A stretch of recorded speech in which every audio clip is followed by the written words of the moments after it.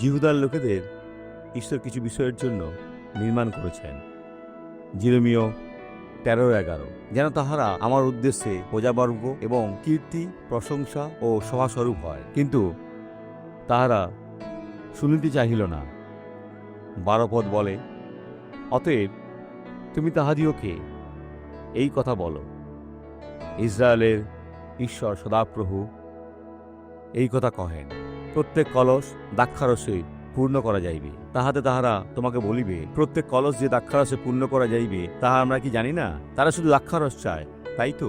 আপনার সেই বাক্যের দরকার যা সুস্থ করে ও মুক্ত করে। এই বাক্য আপনার দরকার। সমৃদ্ধির প্রতি দেখা বন্ধ করুন, এটা স্বাভাবিকভাবে আসবে। ঠিক আছে, এই স্বাক্ষরে দেখুন। কানের পর্দা ফেটে গেছে। কানের পর্দা ফেটে গেছে? কতদিন? প্রায় 40 বছর। কতদিন আগে? 40 বছর। বন্ধুরা, উনি কাঁদছেন। আপনি এই কানে শুনতে পেতেন না? কখন থেকে? যখন আপনি খুব ছোট ছিলেন, শিশু অবস্থায়? যেটা ভালো সেটা ঢেকে রাখুন। আপনার নাম কি? ইভনেতে। আপনি কি বিবাহিত? হ্যাঁ। আপনার স্বামীর নাম কি? মোয়াশির। হয়েছে মহাসিরের স্ত্রী বোন ইভানেটা সুস্থ হয়েছেন। ওইখানে যান। বোন, নিজের আশীর্বাদকে বলুন।